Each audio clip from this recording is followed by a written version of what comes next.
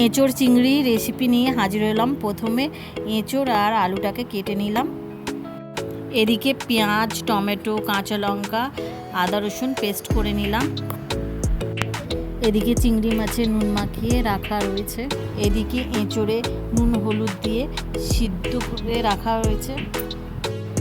প্রথমে কড়াতে তেল দিয়ে তেজপাতা ফোড়ন দিলাম, তারপর পেঁয়াজ দিয়ে দিলাম।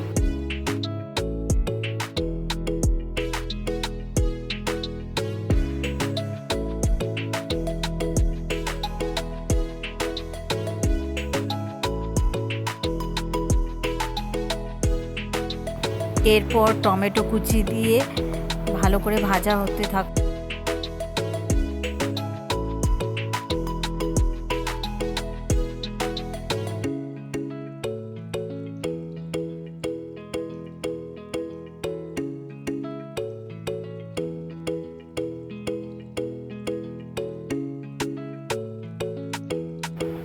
তারপর আদা রসুনের পেস্ট, হাফ চামচ হলুদ গুঁড়ো,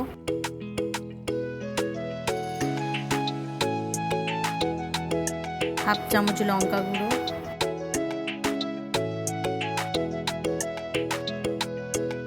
হাফ চামচ নুন, একটু চিনি দেওয়া হলো।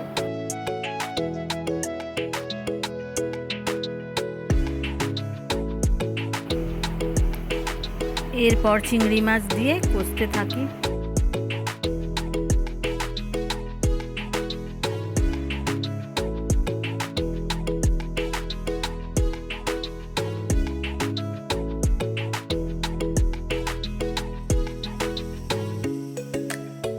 সিদ্ধ করা এঁচোড়গুলো দিয়ে দিলাম।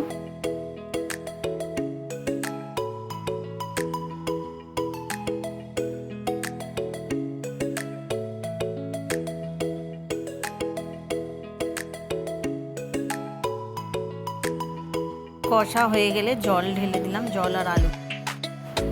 এইভাবে নেড়ে চেড়ে কিছুক্ষণের জন্য চাপা দিয়ে রাখলাম।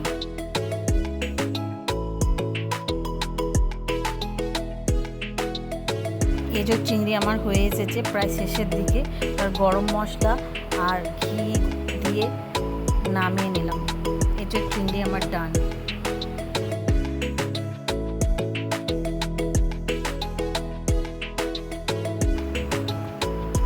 হয়ে গেছে বন্ধুরা এঁচোড় চিংড়ি, নামিয়ে নিলাম। এঁচোড় চিংড়ি আমার কমপ্লিট।